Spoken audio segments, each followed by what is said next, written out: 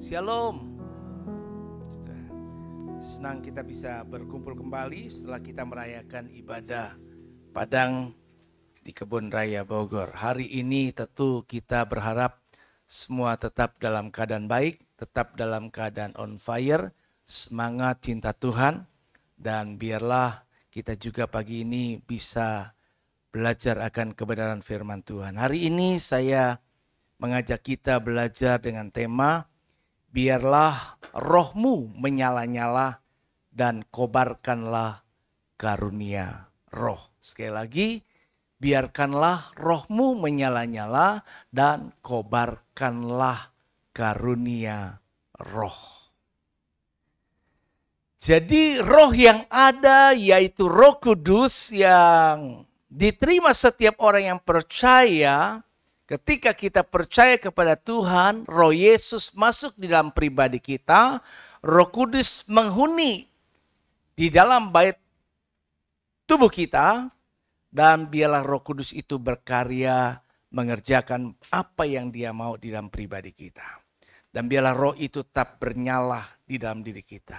Dan juga tentu apa yang dikaruniakan dari Roh itu, ada karunia-karunia Roh, maka firman Tuhan mengajar hendak kita mengorbankannya supaya apa yang ada pada kita tidak kemudian terpendam tetapi semakin bermultiplikasi, semakin berlipat kali ganda. Kepercayaan Allah ditambahkan dan hidup kita terus makin bertumbuh dalam Tuhan. Nah, mari kita akan membaca firman Tuhan. Kita baca bergantian, ayat genap saya baca, Jumat baca ayat yang ganjil dan ayat yang genap kita baca bersama-sama. Cuma 3 ayat dari Roma pasal yang ke-12, Roma pasal 12 ayat yang ke-6 sampai yang ke-8. Roma 12 ayat 6 sampai yang ke-8. Nah, firman Allah berkata demikian. Demikianlah kita mempunyai karunia yang berlain-lainan menurut kasih karunia yang dianugerahkan kepada kita. Jika karunia itu adalah untuk bernubuat, baiklah kita melakukannya sesuai dengan iman kita.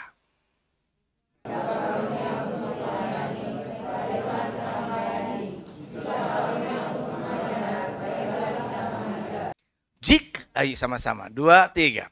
Jika karunia untuk menasehati, baiklah kita menasehati. Siapa yang membagi-bagikan sesuatu, hendaklah ia melakukannya dengan hati yang ikhlas. Siapa yang memberi pimpinan, hendaklah ia melakukannya dengan rajin. Siapa yang menunjukkan kemurahan, hendaklah ia melakukannya dengan sukacita. Nah, kemudian kita akan baca satu ayat ini bersama-sama yang sudah kita hafal. Roma 12 ayat yang ke-11. 2, 3. Janganlah hendaknya kerajinanmu kendor. Biarlah rohmu menyala-nyala dan layanilah Tuhan. Nah, Rasul Paulus mengingatkan jemaat di Roma agar tetap semangat berkobar-kobar dan setia melayani Tuhan. Dan untuk supaya kita bisa tetap on fire, semangat, roh yang ditaruh di dalam diri kita, yaitu Roh Kudus yang kita miliki sebagai orang yang percaya, penting bagi kita untuk menjaga api Roh Kudus itu tetap menyala. Jangan biarkan dia padam. Firman Allah dalam 1 Korintus 6 ayat yang ke-19 berkata, atau tidak tahukah kamu bahwa tubuhmu adalah bait Roh Kudus yang diam di dalam kamu. Roh Kudus yang kamu peroleh dari Allah dan bahwa kamu bukan milik kamu sendiri. Jadi pada dasarnya setelah kita percaya kepada Tuhan, menerima Tuhan menjadi juru selamat pribadinya, menerima karya penebusan Tuhan di atas kayu salib menjadi bagian yang membuat kita mendapat kasih karunia untuk bisa diselamatkan karena anugerah, maka kita telah ditebus, harganya telah lunas dibayar. Jadi hidupku bukan jadi milik kita lagi, tetapi Kristus yang ada di dalam diri kita. Bahwa milik sebagai milik Kristus, maka kehidupan kita berubah. Hak yang kita miliki. kewenangan yang kita miliki. Kalau kita masih merasa bahwa kita masih berwenang, kita masih punya hak atas apa yang kita inginkan di dalam diri kita, maka kita sebenarnya belum menjadi milik Tuhan. Tetapi kalau kita menjadi milik seseorang yang telah memiliki kita, maka hak atas kepemilikan dan segala sesuatu yang ada, maka beralih kepada sang pemilik itu. Jika kita adalah milik Kristus, maka hidup kita menjadi milik Tuhan. Nah, Roh Kudus yang ada di dalam diri kita, bait kita ini adalah bait tempat tinggal Roh Kudus. Tapi banyak orang tidak menjaga dirinya sebagai bait Roh Kudus. Di mana Roh Kudus betah, Roh Kudus bisa menguasai, Roh Kudus bisa berkarya dengan leluasa, mengerjakan apapun yang dia mau kerjakan di dalam diri kita pribadi masing-masing. Banyak kali kita seringkali tetap mau menjadi tuan atas diri sendiri. Nah, jika demikian, maka kembali Tuhan mengingatkan ayat yang sangat pendek, yaitu janganlah padamkan roh. Atau jangan mendukakan Roh Kudus. Roh Kudusnya sedih, Roh Kudusnya diam, Roh Kudusnya nganggur, Roh Kudusnya cuma melihat-lihat saja. Di dalam pribadi kehidupan setiap orang percaya, dia tidak di luar diri kita, dia ada di dalam diri kita, dia ada dalam diri saudara saat ini, dan Roh Kudus itu ingin menguasai. Karena memang dia yang punya hak. Karena kita sudah dibeli, harganya telah lunas dibayar. Dia punya hak untuk menguasai. Tapi seringkali kadang-kadang ada satu orang, dulu saya biasa terlibat banyak di membantu jualan properti begitu. Jadi kalau ada tempat-tempat yang masih ada dikuasai tanahnya oleh penghuni liar, memang agak sulit sekali untuk membebaskannya. Penghuni liar tidak memiliki hak sebenarnya, tidak memiliki sesuatu surat kepemilikan, tetapi mereka bisa lebih galak daripada sang pemilik tanah itu sendiri. Sehingga kalaupun sampai harus dipindahkan mereka masih merasa punya hak untuk menuntut diganti rugi berapapun yang bisa supaya mereka bisa pindah begitu. Nah, seringkali kehidupan kita juga seperti itu. Jadi kita merasa masih memiliki hak seperti itu. Padahal setelah beralih maka kita cuma menjadi penghuni liar yang kepemilikannya sebenarnya bukan kita lagi, tetapi Tuhan di dalam diri kita. Nah, Allah dengan Roh Kudusnya ingin berkarya, tetapi seringkali kita memadamkannya. Nah, istilah memadamkan ini menggambarkan bahwa Roh Kudus itu seperti api yang dikobarkan, yang dapat dikobarkan, yang juga dapat dipadamkan.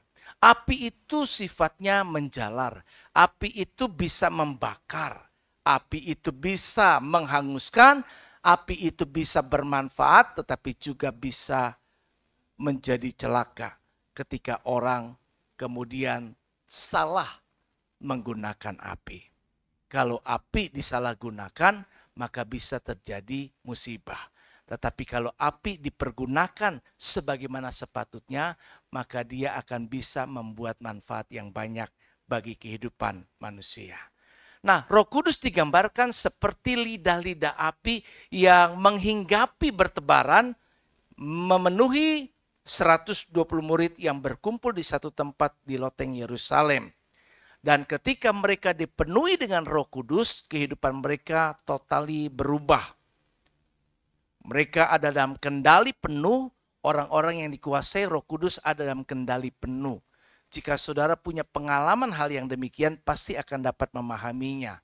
Bagaimana mulut kita dikekang, bagaimana kita tidak bisa sembarangan berkata-kata, bagaimana suasana atmosfer hati kita juga dikuasai, sehingga ada damai, sukacita, ekspresi muka yang berbeda, kita merasa damai luar biasa, bisa senyum, dan lain sebagainya. Perkataan yang keluar lembut, ya tidak akan bisa emosi, dan lain sebagainya.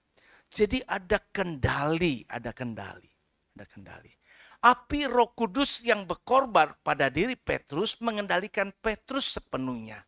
Sehingga ketika Petrus pada waktu itu didorong dengan kekuatan Roh Kudus, memiliki keberanian dari dulu sebelumnya, ketika dia ditanya apakah engkau salah satu murid itu, maka dia menyangkal, saya nggak pernah kenal siapa Yesus itu. Kemudian banyak hal sampai akhirnya menyangkal sebanyak 3 kali, bukan? Walaupun Petrus waktu itu bahkan dengan gampang berjanji sama Tuhan, sekalipun saya mati pun saya tetap tidak akan menyangkal Tuhan. Tetapi Tuhan ingatkan bahwa setiap orang ingat, kita ini berhadapan dengan bukan cuma Roh Kudus yang ada dalam diri kita, tapi roh dunia penghulu di udara yang akan mencoba merebut lahan yang ada. Jadi lahan tanah kita, hati kita ini, hidup kita ini, ya, yang sebagai baitnya roh tadi, yang ingin sebenarnya kalau bisa yang menguasai adalah roh-roh dunia tadi, bukan roh Allah. Nah, jika kita tidak menyerahkan kepada roh yang memiliki kekuatan di atas roh yang ada dalam dunia ini, maka kita bisa kalah.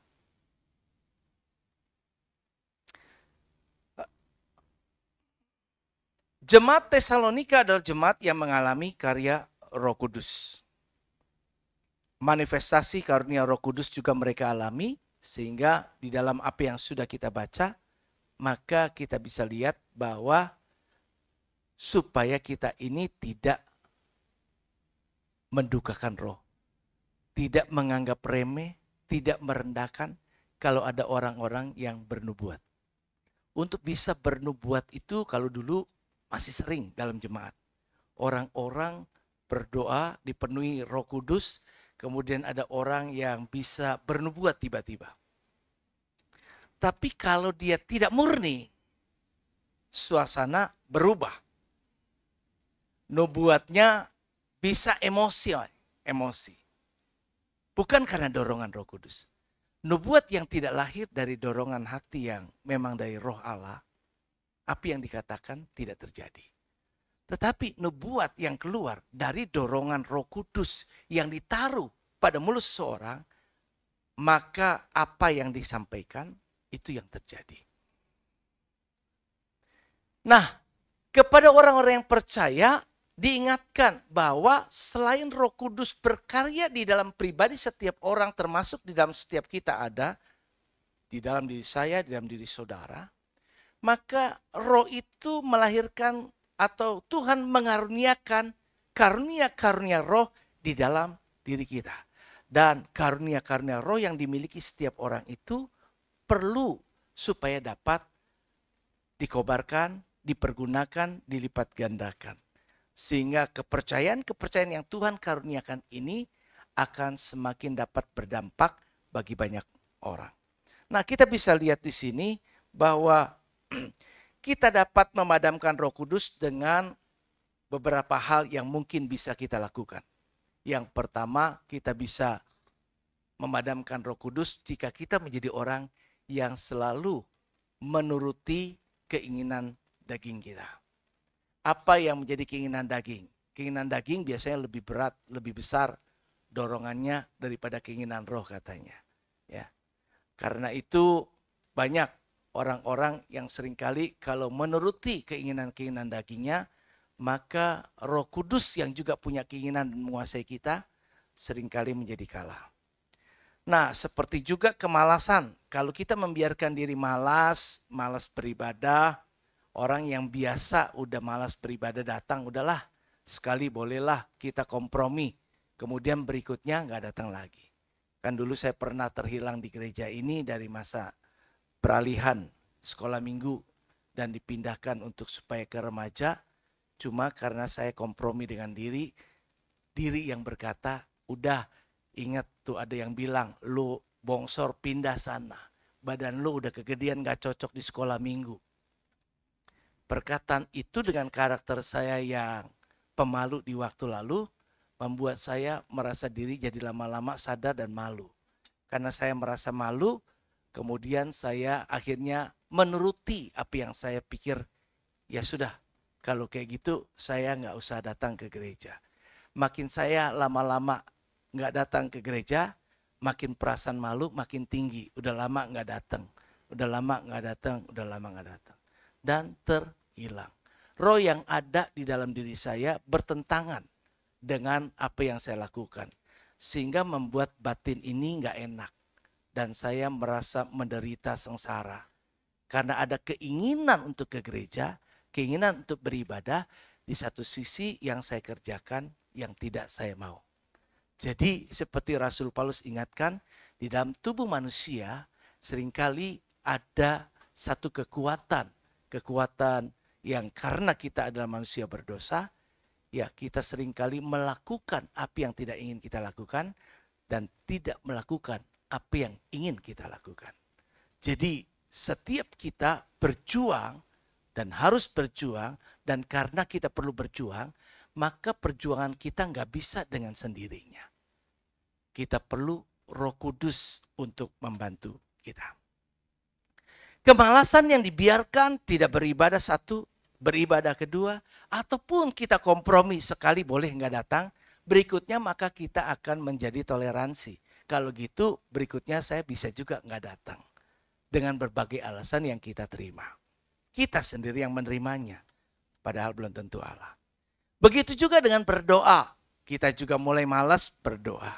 Kadang-kadang kita kompromi, udahlah kali ini saya udah terlalu ngantuk, saya nggak perlu berdoa sebelum saya tidur. Akhirnya demikian. Atau kompromi lagi, kita nggak berdoa sebelum makan. Akhirnya kita kompromi dan lama-lama kita terbiasa makan begitu saja tanpa berdoa. Lama-lama apa yang ada di dalam diri kita itu, kebiasaan-kebiasaan baik berubah menjadi kebiasaan-kebiasaan yang buruk. Lama-lama yang tadinya rajin untuk melakukan hal yang baik, kemudian lama-lama udah terbiasa lagi. Nah, kemalasan-kemalasan membiarkan daging kita ini untuk lebih dituruti ketimbang dengan keinginan roh yang mendorong kita. Ayo tetap berdoa, ayo tetap berdoa. Biar merasa ngantuk, ayo paksa, lawan. Biar enggak ini, lagi segen, lagi males, saya lagi banyak masalah. Tetap doa, mendingan lu tetap berdoa. Maka firman Tuhan suka bilang, peganglah apa yang ada padamu. Pegang yang masih ada. Lagi masih bisa berdoa, pegang. Biar doa gua enggak kusuk, biar doa gua masih nggak tahu apa yang saya ngomong. Masih tetap lakukan. Ketika kita masih tetap bertahan melakukan, artinya gini, kita membiarkan Roh Kudus terus akan berkarya dalam diri kita. Sementara daging kita lemah, ya sudah, jalani. Lama-lama kita akan tetap lakukan itu. Tapi ketika kita mulai lepas, satu lepas, maka saudara akan kemudian bisa melepaskan segalanya. Baca firman sama. Begitu juga, ya. Kadang-kadang saya bisa terjebak dengan kesibukan. Akhirnya kemudian, nggak sempat baca firman.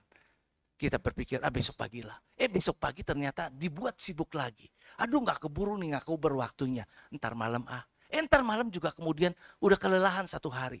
Besok lah. Lama-lama nggak baca firman. Udah biasa begitu terjadi. Maka berikutnya kita pikir, udahlah nggak dapat juga. Begitu ya. Begitu juga firman melayani. Gitu ya, melayani begitu juga. Ya sudahlah, oke nggak melayani. Lama-lama mundur nggak melayani sama sekali. Ya, mengabaikan suara Roh Kudus itu akan mendukakan roh dan memadamkan roh di dalam diri kita.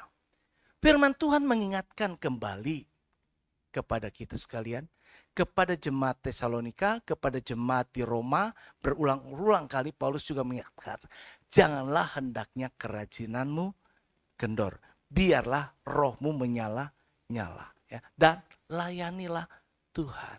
Lakukanlah apa yang masih baik di dalam diri kita selagi itu masih bisa kita pertahankan. Walaupun kesannya sekarang ini rasanya saya udah gak semangat. Tapi masih jalankan rutinitas saja. Pertahankan yang rutinitas ketimbang tidak atau nol sama sekali. Jangan sampai yang punya ditambahkan, yang gak punya diambil daripadanya. Itu firman Tuhan. Jadi jangan sampai kejadian pada diri kita. Jika api Roh Kudus itu bernyala-nyala, maka tentu akan terjadi setiap orang pasti akan mengalami semangat. Semangat itu kalau roh Allah benar-benar menyala dalam berbagai sikon sepanjang masa. Ada masa-masa kita mendapat diberkati, senang, sukacita dan sebagainya.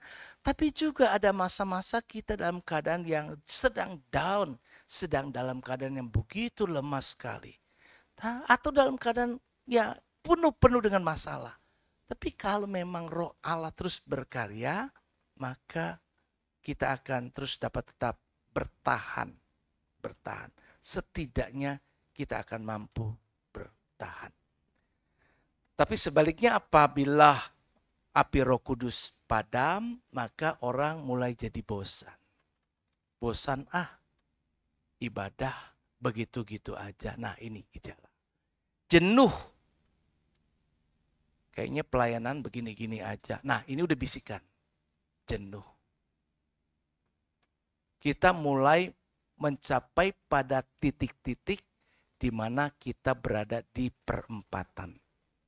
Antara kita tetap jalan ke tempat tujuan atau kita belok cari suasana lain. Kemudian orang mulai akhirnya kalau kalah jadi malas untuk beribadah, malas berdoa, malas baca firman, dan juga malas untuk melayani. Kalau kita melakukan kemalasan-kemalasan seperti itu, sama dengan kita menuruti keinginan daging. Karena keinginan daging itu selalu kepengen yang nyaman buat daging ini. Kita lebih baik pilih jalan-jalan. Kita lebih baik pilih kumpul-kumpul. Coba kalau orang nonton, dia lebih bertahan matanya ketimbang kalau baca Alkitab. Maka orang suka bilang, kalau nggak bisa tidur, obatnya baca Alkitab. Kenapa? Karena ditolong sama iblis untuk bisa tidur, dikipasin, begitu loh. Tapi kalau nonton, ya kan, apalagi itu filmnya tegang, seru, kita akan pasti melotot, begitu kan, pasti melotot. Jadi memang keinginan apa yang maunya kita daging ini dengan keinginan roh berbeda. Keinginan untuk membuat kita menjadi lebih dekat sama Tuhan, untuk tetap aktif di dalam Tuhan, ikut kegiatan-kegiatan rohani. Orang-orang yang bernyala rohnya, dia pasti senang kalau ada kegiatan-kegiatan rohani yang dilakukan gereja. Tapi kalau orang yang sudah mengalami keadaan yang sedang turun rohnya, maka gak punya waktu, gereja lagi. Mau kasela, males kasela. Habis kayaknya gak cukup waktu saya ini, mau lebih baik saya begini, lebih baik saya begitu, dan lain sebagainya. Tapi kalau ada orang, dulu saya pernah mengalami masa-masa awal cinta mula-mula di usia remaja itu rasanya hari Minggu terlalu cepat sekali. Kepengen Minggu, kapan Minggu lagi. Dulu Sabtu kita ada persekutuan doa. Persekutuan doa dulu aktifnya luar biasa. Kita dulu Biston namanya, ya. Dan kalau doa itu berlutut, nggak kayak sekarang kita duduk, ya kan ya. Rasanya kayak gitu. Lutut kita terlatih begitu untuk berlutut berdoa. Nggak bilang kesemutan tuh. Pokoknya tetap kesemutan, orang bilang kayak apa, tetap juga dia berdoa begitu. Ya kan? Terus setiap Sabtu malam Minggu, anak muda dulu saya, kita kunjungan muter. Ya kan? Kunjungan tuh anak-anak muda. Ya kunjungin orang gini. Ayo gini-gini, Minggu gini semangat. Kita kumpul lagi, wah ada yang begini, ada yang gitu. Banyak inovasi, kreativitas yang muncul, semangat yang ada. Sehingga orang-orang yang dulu seperti itu membuat saya bisa seperti sekarang ini. Masih ada orang-orang muda dulu yang bisa jadi pemimpin di masa yang akan datang. Terus sekarang generasi sekarang di gereja ini khususnya, puji Tuhan beberapa gereja lain mengalami anak-anak muda yang luar biasa dan mereka mengalami kemajuan yang dahsyat. Tapi kita melihat ada hal yang banyak dibabat habis di tempat ini. Dan sebagai gembala saya tahu, wah ini dia. Strategi-strategi iblis mematahkan ini, mematahkan itu, mematahkan ini, mematahkan itu. Orang-orang teruna-teruna muda yang saya rindu dan berdoa terus sampai saat ini, supaya ada kebangkitan, kita nyaman dengan kehidupan kita sendiri. Kita nyaman dengan dunia kita. Kita nyaman dengan apa yang kita mau. Kalaupun kita masih melayani, tetapi spiritnya sudah hilang, gone, sudah pergi. Kita melayani tanpa spirit roh yang ada di dalam diri kita. Kita tetap hanya melaksanakan kewajiban-kewajiban dan berdiri tetap hanya untuk mempertahankan. Tapi kita tidak mengerjakan esensi yang Roh Kudus ingin kerjakan. Pertama kali terjadi Pentakosta yang kedua setelah Pentakosta pertama, 1901 Azusa di Amerika Serikat. Ada kegerakan Roh Kudus yang luar biasa. Ada kebangkitan orang-orang percaya di Amerika Serikat. Melanda ke Eropa, melanda berbagai tempat negara lainnya, sampai ke Asia. Gerakan Roh Kudus membuat gereja masih bangkit. Dulu, zaman dulu rasul-rasul juga begitu. Karena Roh Kudus mulai dari Petrus tadi. Kemudian kepada rasul lain. Orang-orang yang tadinya diam, setelah ditinggal Tuhan berada tidak lagi dalam kenyamanan dilayani Yesus, tetapi kemudian dia mulai ambil alih pelayanan, maka Roh Kudus menyertai mereka. Kemudian ada banyak hal-hal yang dikerjakan Roh Kudus yang meneguhkan pelayanan mereka. Jadi Bapak, Ibu, Saudara, bahwa Roh Kudus di dalam pribadi setiap orang perlu tetap kita pertahankan, dan kemudian Roh Kudus akan berkarya dengan karunia-karunia yang diberikan kepada orang yang punya Roh Kudus tadi, sehingga karunia tadi akan bisa menjadi penunjang di dalam meneruskan apa yang menjadi misi Tuhan selama di dunia ini, yang intinya waktu kemarin saya sampaikan, yaitu keselamatan semua jiwa-jiwa. Allah tidak pernah ingin saudara, saya, dan yang lainnya seorang pun binasa, katanya. Tidak seorang pun. Tidak seorang pun dari keluarga kita binasa. Tidak seorang pun orang-orang yang kita kenal binasa. Tidak seorang pun teman-teman kita binasa. Tidak seorang pun bahkan tetangga-tetangga kita binasa. Tidak seorang pun dari teman-teman kantor kita binasa. Artinya tidak seorang pun bahkan orang-orang yang gelandangan di sana binasa. Nah, supaya mereka tidak binasa, gimana caranya? Kita dijadikan kawan sekerjanya Allah. Kawan sekerjanya Allah bagaimana? Supaya kita diperlengkapi dengan karunia. Dan setiap orang pasti punya satu karunia. Nah, kaum Pentakosta meyakini bahwa Roh Kudus juga memperlengkapi setiap orang percaya dengan karunia-karunia rohani, atau bahasa Yunaninya karismata, sesuai dengan yang diberikan oleh Allah.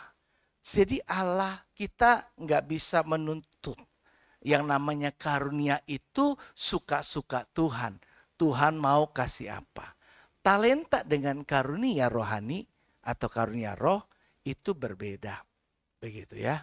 Jadi kalau kita lihat ada karunia yang diberi oleh Allah secara khusus kepada setiap orang. Nah, karunia apa saja yang Kristus berikan bagi gerejanya. Jika Allah mengaruniakan karunia roh kepada seseorang, tujuannya bukan untuk orang itu jadi hebat. Tujuannya demi kepentingan pembangunan tubuh Kristus, untuk bisa memperlengkapi gereja Tuhan. Nah, yang pertama adalah karunia motivasi. Karunia motivasi dalam Roma pasal yang ke-12 ayat 6 sampai 8 tadi sudah kita baca kan? Ya, bahwa Tuhan mengaruniakan karunia-karunia yang berlainan, begitu. Karunia motivasi itu adalah karunia yang dapat dipergunakan di dalam tubuh Kristus untuk saling menunjang dalam pelayanan. Nah, karunia ini bersifat alamiah sebagaimana bakat di dalam diri kita masing-masing. Saya daftarkan dari apa yang disebutkan di dalam bacaan kita tadi. Di dalam Roma pasal 12 ayat yang ke-6 sampai 8. Ada 7 karunia motivasi yang diberikan oleh Allah secara cuma-cuma kepada setiap orang. Saudara punya karunia apa? Karunia, ada orang yang punya karunia diberi sama Tuhan bernubuat. Kalau dia punya karunia bernubuat, maka dia biasa bisa bernubuat. Tuhan berikan wahyu kepadanya. Ada dorongan roh, ada sesuatu yang ditaruh di mulut orang itu untuk menyampaikan sesuatu yang belum terjadi dan yang akan terjadi. Tapi ketika dia ucapkan, Allah mengikatkan diri untuk dapat melaksanakan apa yang dia ucapkan. Sehingga apa yang dia nubuatkan atau dia sampaikan pasti dilakukan oleh Allah. Firman Allah katakan kepada Petrus, kepada murid-muridnya, Tuhan berikan kuasa supaya engkau bisa mengikat apa yang terikat di bumi, terikat di surga. Jadi kepadaku telah diberikan segala kuasa. Dan kuasa itu dibagi dengan Roh Kudus yang membaptis kehidupan kita. Bernubuat. Kalau dulu, kalau kita nggak benar-benar mengerti secara persis, maka nanti bisa melenceng juga sih. Ya. Ada orang-orang bernubuatnya emosi. Ada orang-orang yang bernubuatnya bukan karena dorongan perkataan roh yang ada dalam dirinya, tetapi apa yang dia pikir, apa analisanya, dan apa yang ingin dia mau katakan. Itu udah palsu dan tidak akan terjadi. Kemudian ada karunia melayani. Ada orang yang suka melayani. Dia senang melayani. Gak usah disuruh melayani, dia pasti mau melayani. Ini spesial, karunia melayani. Ada orang yang karunia mengajar, suka mengajar. Saya termasuk orang yang punya karunia untuk mengajar. Dari dulu saya suka mengajar. Dari saya SMP, saya suka udah ngelesin orang. Bahkan saya punya keberanian dorongan di hati. Siapa yang les sama saya jamin bukan cuma naik kelas. Tapi dia juara. Itu keberanian dan saya membuktikan. Saya suka ngajar. Gaya khotbah saya lebih banyak mengajar daripada KKR.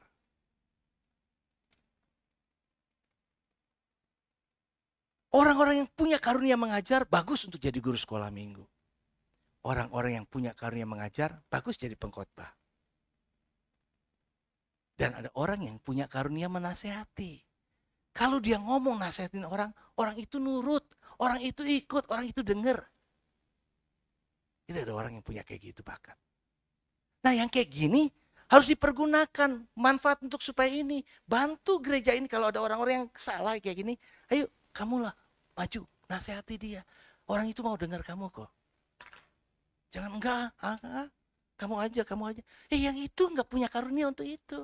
Kamu sudah ditaruh. Karunia membagikan sesuatu. Orang gampang aja bagi itu. Tapi ada orang yang susah lu berbagi. Tapi ada orang yang ditaruh. Yes, kamu suka berbagi. Berbagi lakukan itu. Ada juga yang karunia memimpin. Dia bagus memimpin. Orang yang punya karunia memimpin dengan orang yang punya karunia memimpin lebih bagus yang punya karunia. Leadershipnya kuat, hebat. Orang bisa ngikut dia. Ada karunia menunjukkan kemurahan. Murah hati. Suka nolong. Ringan tangan. Ngebantuin orang dan sebagainya. Ada orang yang kayak susah berat banget. Tapi yang ini begini. Nah, Tuhan taruh yang kayak begini dalam setiap orang. Karunia bisa berbeda-beda namun berasal dari satu sumber. Yaitu Roh Kudus. Juga untuk tujuan yang sama yaitu bukan diri kita, tapi bangun gereja ini.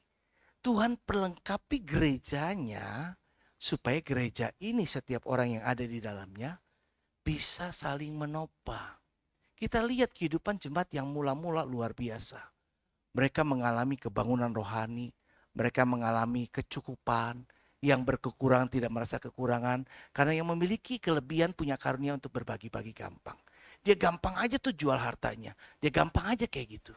Tapi orang yang gak punya karunia seperti Ananias dan Safira cuma mau ikut-ikutan, cuma pengen nebeng nama.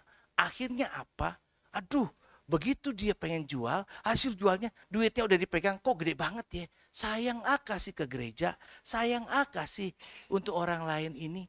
Mendingan kita bilang aja jualnya 1 juta, gope doang. Nih gope nih gitu. Dia sudah menipu. Kenapa? Nggak punya karunia, tapi mau belajar memberi seperti orang cuma ikut-ikutan. saya mendorong. Dulu masih ada orang yang memberi, ayo tantangan, siapa yang memberi? Orang teremosi, saya sumbang 5M, saya sumbang begini. Udah 5M janji iman. Ya begitu janji iman, yang namanya nasar, itu hutang di mata Tuhan.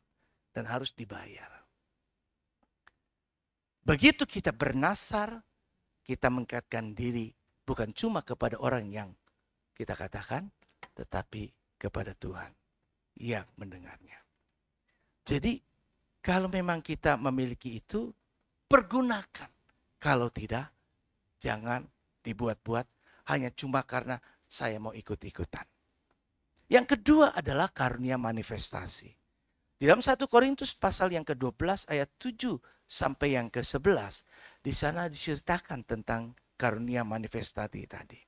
Nah, karunia manifestasi ini lebih bersifat spontan dan dimanifestasikan Roh Kudus untuk kesaksian gereja di tengah-tengah dunia. Yaitu apa saja? Yaitu diantaranya seperti ini daftarkan. Berkata-kata dengan hikmat. Ada orang yang bisa ngomong, wah penuh dengan hikmat. Wow. Ini bukan karena dia cerdas, tapi karena memang ditaruh hikmat. Salomo adalah satu-satunya orang yang tidak ada yang bisa menyamai hikmat yang Tuhan taruh kepadanya. Sehingga dia mampu bisa menjadi problem solver. Orang yang bisa mengatasi berbagai persoalan-persoalan yang rumit dan memberikan solusi yang terbaik. Kenapa? Karena ada hikmat yang Tuhan taruh. Perkataannya penuh hikmat. Perkataannya selalu bisa memberi inspirasi. Membuat orang akhirnya terinspirasi. Oh iya ya, saya jadi termotivasi begini. Saya jadi begini. Yang kayak begini. Itu ada orang yang diberikan itu. Kemudian ada orang yang juga punya bisa berkata-kata dengan pengetahuan. Pengetahuannya luas banget.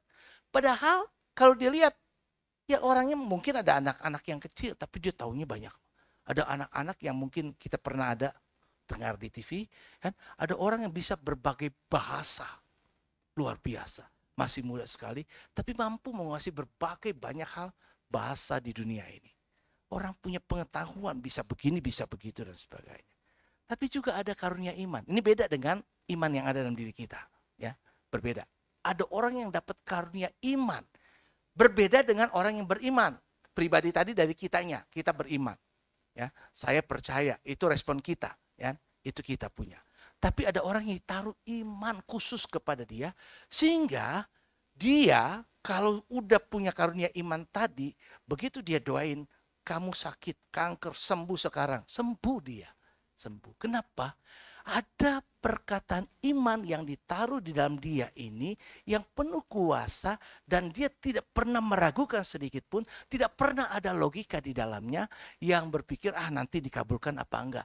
Nanti terjadi apa tidak. Tapi karena ada iman yang begitu kuat. Elia punya iman untuk menahan hujan. Siapa yang punya iman tuh bisa menahan matahari berhenti. Siapa tuh? Guru sekolah minggu.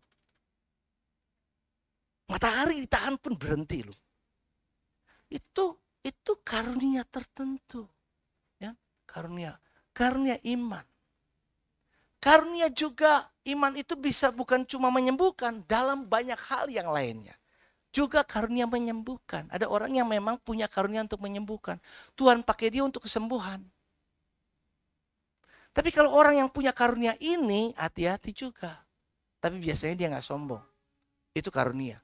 Tapi namanya manusia punya daging, dia pasti diuji dengan kesombongan juga. Hati-hati jangan sampai jatuh, karena begitu sombong, ambil kemuliaan Allah, dicabut daripadanya. Karunia mengadakan mujizat. Mujizat gak cuma kesembuhan, tapi mujizat dalam berbagai perkara yang ajaib.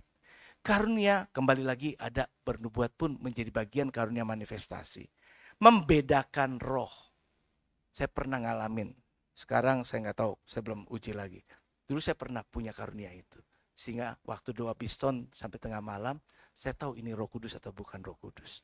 Karunia berbahasa lidah. Puji Tuhan. Kita bukan cuma sekedar waktu dibaptis, tanda awal adalah baptis kita berbahasa lidah, bahasa roh, tetapi ada orang yang memang punya karunia bisa berbahasa, berbicara dalam bahasa roh. bahasa yang tidak diajarkan oleh pengajaran duniawi. Dan karunia untuk menafsirkan bahasa roh. Sehingga kalau ada orang yang berbicara dalam bahasa roh oleh dorongan Roh Kudus yang murni, bukan emosi dan sebagainya, dia paham bahasa roh itu dan dia bisa menafsirkan artinya. Dan itulah yang diajarkan Rasul Paulus, jika ada orang yang berbahasa roh, berdoalah hendaknya jemaat itu supaya Tuhan karuniakan untuk ada orang yang menafsirkan. Sebab ketika kita berdoa dalam bahasa roh, jemaat tidak terbangun. Orang itu terbangun buat diri sendiri. Nggak ada gunanya, mendingan lu buat diri sendiri aja berdoa pribadi dalam sebuah jemaat. Tapi kalau ada yang begitu, hendaklah jemaat berdiam diri dan berdoa kepada Allah, memohon Tuhan kiranya apa yang kau sedang mau bicarakan. Kiranya ada orang yang dikaruniakan menafsirkan bahasa roh sehingga bermanfaat buat jemaat untuk memahami. Dan yang terakhir adalah karunia pelayanan. Jawatan pelayanan, Efesus pasal 4 ayat yang ke-11. Karunia jawatan pelayanan ini adalah karunia yang menekankan pada kepemimpinan atau leadership dalam gereja lokal. Yaitu Tuhan ada taruh nabi. Tuhan punya karunia berikan kepada jawatan nabi. Ada orang yang disebut nabi, ada yang rasul, ada yang punya karunia menjadi gembala, ada yang punya karunia menjadi pemberita Injil, ada yang punya karunia menjadi guru pengajar. Yang disiapkan Tuhan untuk melayani gereja di tempat. Setiap gereja ya, juga termasuk di tempat ini. Yang kita punya sekarang mungkin yang kelihatan baru ada gembala dan pengajar, ada guru sekolah minggu. Kita nggak punya orang-orang yang punya karunia pemberita Injil. Padahal dalam sebuah gereja dibutuhkan pemberita Injil. Pemberita Injil ini membuat kalau kita bilang kalau ada pemasukan dan pemasukan lebih banyak, itu maka akan ada keuangan banyak kuat. Tapi kalau banyak yang keluar, masuknya kagak, yang ada habis boros. Betul nggak? Nah, kalau yang namanya pemberita Injil menangkan banyak jiwa masuk ke gereja ini, jiwa-jiwa bertambah, yang tua dituai, pulang kampung, begitu, ya kan? Ada banyak jiwa lagi yang ada. Tapi kalau semuanya dituai, satu-satu dituai, masuknya kagak ada, habis sudah. Kan? Begitu juga sama dengan kita. Kan? Begitu. Ya, yang dilakukan oleh mereka dengan karunia itu adalah untuk memperlengkapi seluruh jemaat orang-orang kudus agar melayani membangun tubuh Kristus sehingga sampai kepada kedewasaan rohani. Tujuan seperti yang tadi, yaitu tadi, seperti apa yang di gereja ini tetapkan ketika saya jadi gembala, ini yang saya dapat dan tidak ada yang saya rubah, yaitu jadikan gereja ini gereja misi. Gereja yang dipakai tidak cuma diri kita, tetapi gereja ini menjadi gereja yang jadi tangannya Tuhan, menangkan orang. Karena memang itu. Kamis kemarin kita peringati kenaikan. Sebelum kenaikan Tuhan pesan satu. Yaitu apa sih?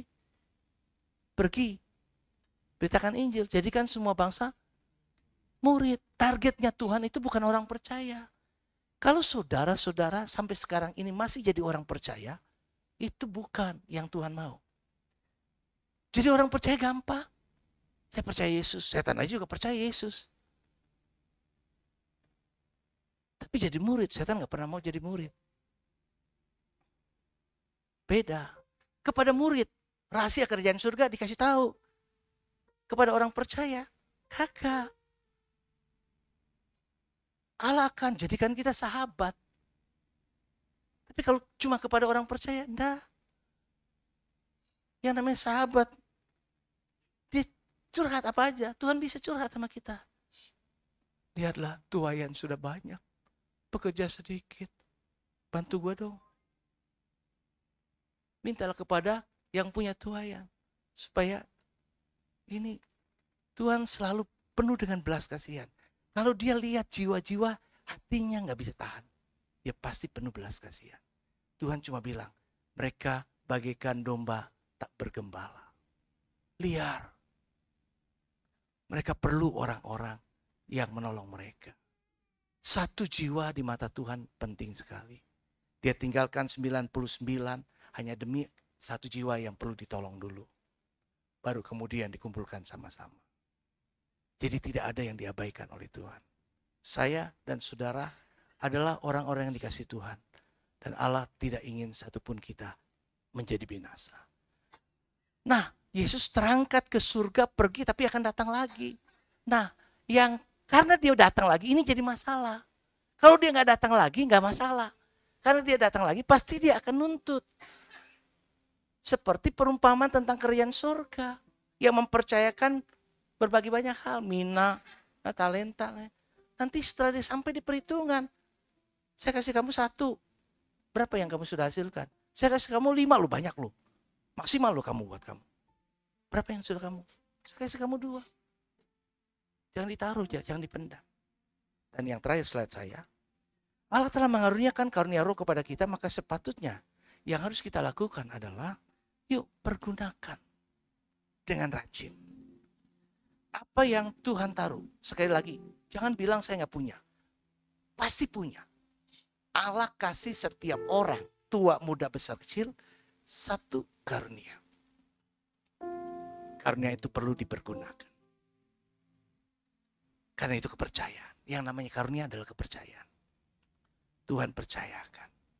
Nah, mari kita pergunakan itu. Yang kedua, kobarkan. Jangan biarkan padam.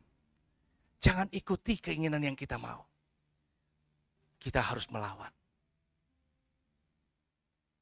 Kita harus ingin ikut Tuhan. Cuma 1. Di hati saya cuma 1. Di sisa hidup saya cuma 1. Tuhan, apa yang kau mau? Ini saya. Dengan segala kekurangan, dengan segala keterbatasan, dengan ketidakmampuan, dengan banyak hal. Cuma ini. Firman Allah ingatkan 1 Timotius 4 ayat 14. Jangan lalai. Jangan lalai, jangan lupa, jangan alpa. Mempergunakan karunia yang ada padamu. Yang ada padamu. Kemudian 2 Timotius pasal yang 1 ayat yang ke-6.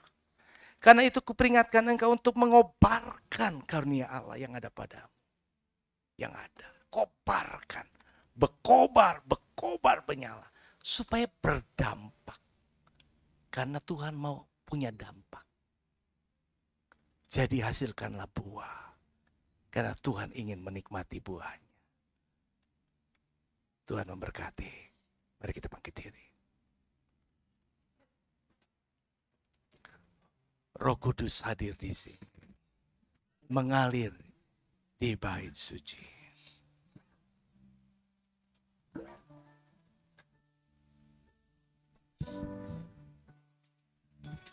Roh Kudus hadir di sini. Mengalir di bait suci. Ajaib terjadi, kuasa mujizat nyata, karena Roh Allah sedang bekerja. Roh Kudus hadir di sini, mengalir di bait suci. Ajaib pun terjadi, kuasa mujizat nyata, karena Roh Allah sedang bekerja.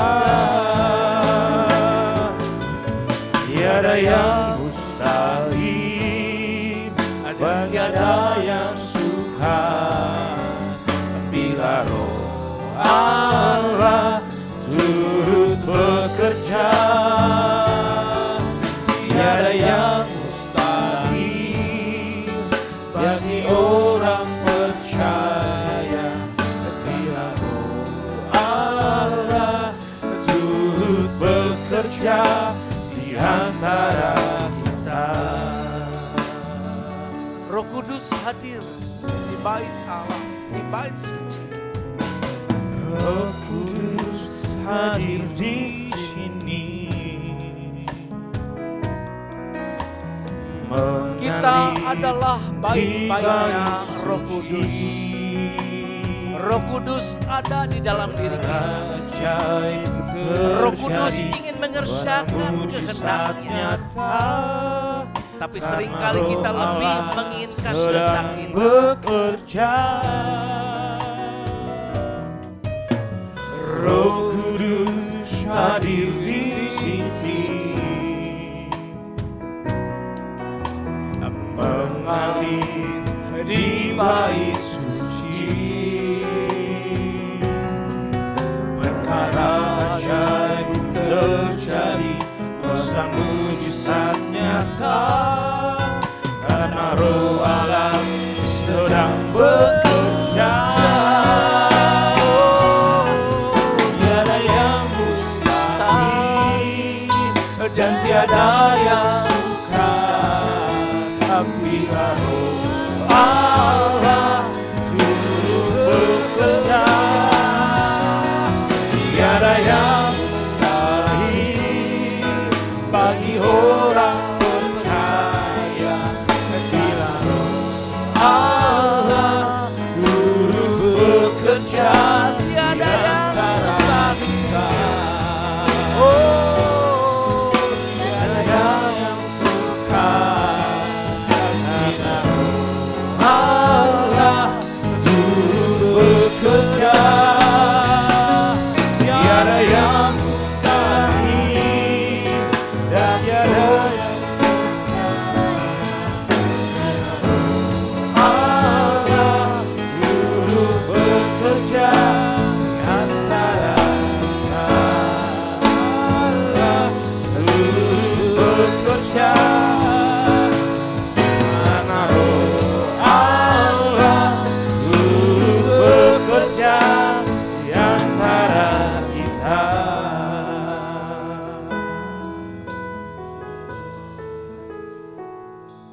Ibu Nonon akan pimpin kita dalam doa.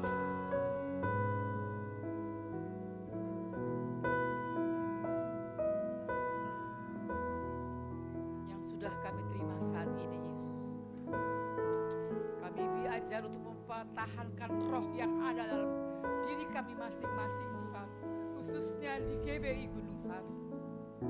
Biar setiap kami mempunyai roh yang menyala-nyala, Tuhan,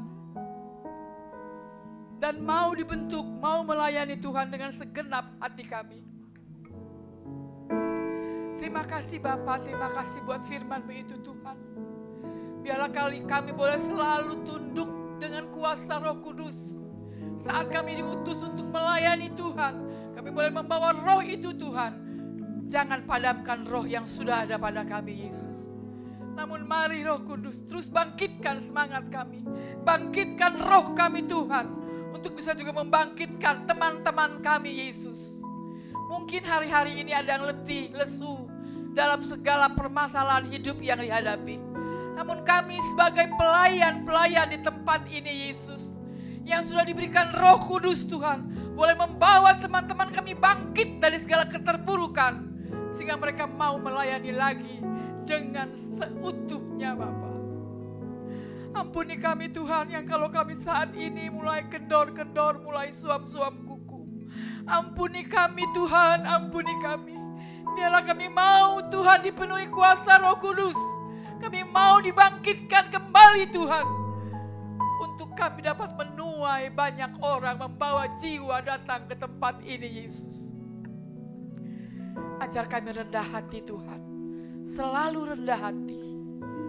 Bukan bangga karena kebiasaan kemampuan kami, tapi kami bangga karena Allah Roh Kudus sudah memenuhi kami dengan kuasa yang penuh, Bapa.